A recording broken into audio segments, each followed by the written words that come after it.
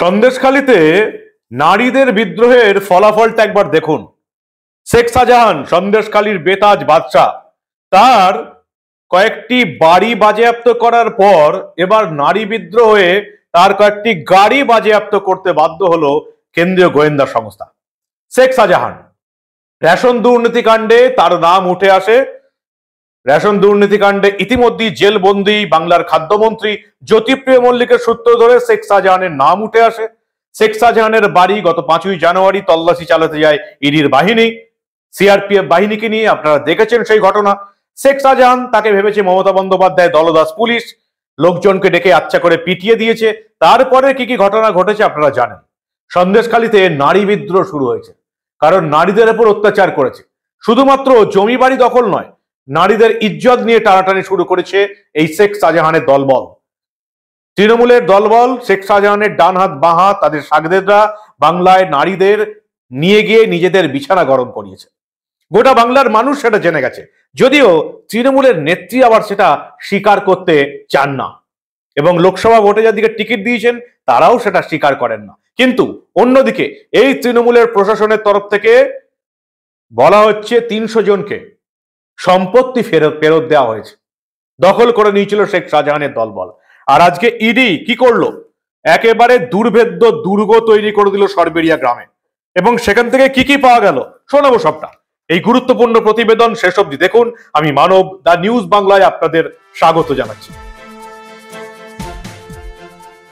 তৃণমূলের আরেক নেতা, শেখ শাহজাহানের ঘনিষ্ঠ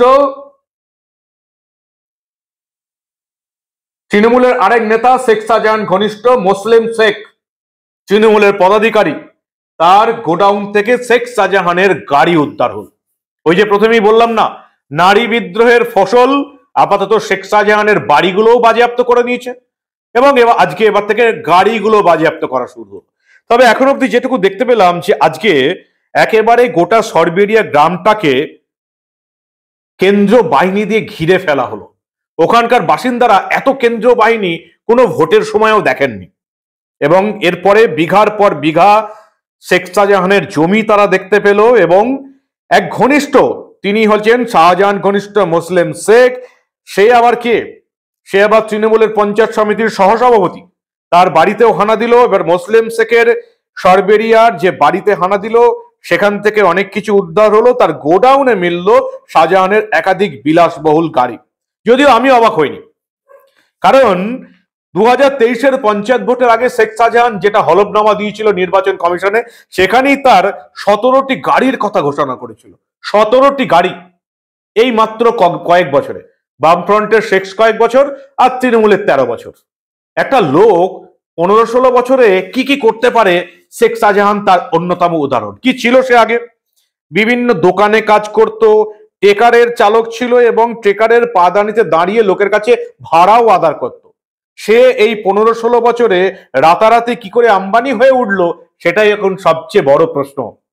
রাজনীতি করলে বাংলায় প্রথমে সিপিএম, তারপর তৃণমূল, রাজনীতি করলে একেবারে রাতারাতি কোটিপতি হয়ে যাওয়া যায়। 2023-এর হলফনামা অনুযায়ী শেখ শাহজাহানের 17টা গাড়ি আছে, 4টে বাড়ি আছে, 2.5 কোটির গয়না আছে নিজের নামে, 43 বিঘা জমি আছে, জমা টাকার পরিমাণ 1,92 লক্ষ।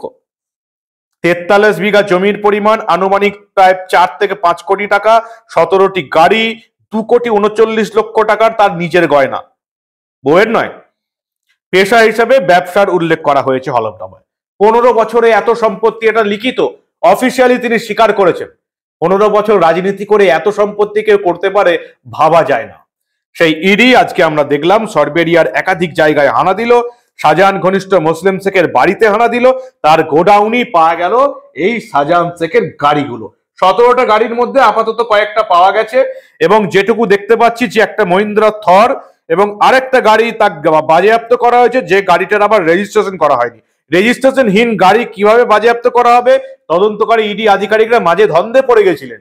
যে গাড়ি রেজিস্ট্রেশনই নেই, সেই গাড়িটাকে বাজেয়াপ্ত কি করে করা হবে শেখ শাহজাহানের নামে।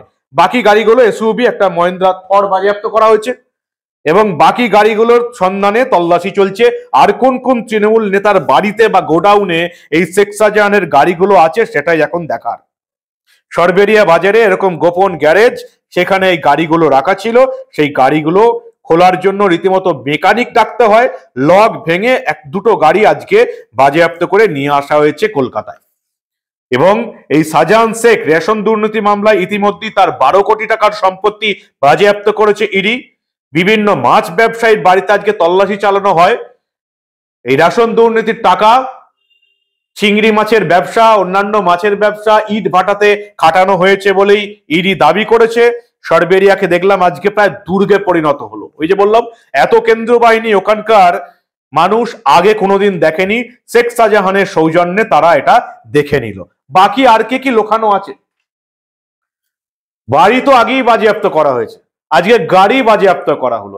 17টি গাড়ি তার আছে। সে তো এই নির্বাচনে 2023-এর পঞ্চায়েত নির্বাচন আগে সে তো সরকারিভাবে রীতিমতো হলফনামায় ঘোষণা করে স্বীকার করেছিল শেখ শাহজাহান কোটি কোটি টাকার কথা হলফনামা দিয়ে স্বীকার করেছিল। আর কি সম্পত্তি আছে সেটা জানতেই ইডি এখন তদন্ত শুরু করেছে। এবং এই তদন্ত কোথায় গিয়ে দাঁড়াবে, তবে আসল তদন্ত এখনো শুরুই হয়নি। তার বিরুদ্ধে আসল যেটা অভিযোগ, বাংলাদেশি অনুপ্রবেশকারীদের আশ্রয় দেওয়ার অভিযোগ, রোহিঙ্গা জঙ্গিদের আশ্রয় দেওয়ার অভিযোগ টাকার বিনিময়ে, সেই অভিযোগে এনআইএ কবে তদন্ত শুরু করে সেদিকে আমি অন্তত নজর রেখে আছি। আর রেশন দুর্নীতি মামলা তদন্ত কি হচ্ছে সেটা তো আমরা আপনাদের জানাবোই। কি বলছেন আপনারা? 15 বছরে একটা মানুষ কতটা সম্পত্তি করতে পারে? প্রথমে সিপিএম, তারপরে তৃণমূল, দুটো দল করার পর একটা লোক কতটা সম্পত্তি করতে পারে? আর শেখ শাহজাহান কিন্তু একটা আলাদা কোনো নাম নয়। এরকম শেখ শাহজাহান এই রাজ্যের কোনায় কোনায় ছড়িয়ে, যারা সিপিএম আমলে সিপিএম করেছে, তৃণমূল আমলে তৃণমূল করছে এবং কোটি কোটি টাকার সম্পত্তির মালিক। এই হচ্ছে বাংলার রাজনীতি, তৃণমূলের রাজনীতি।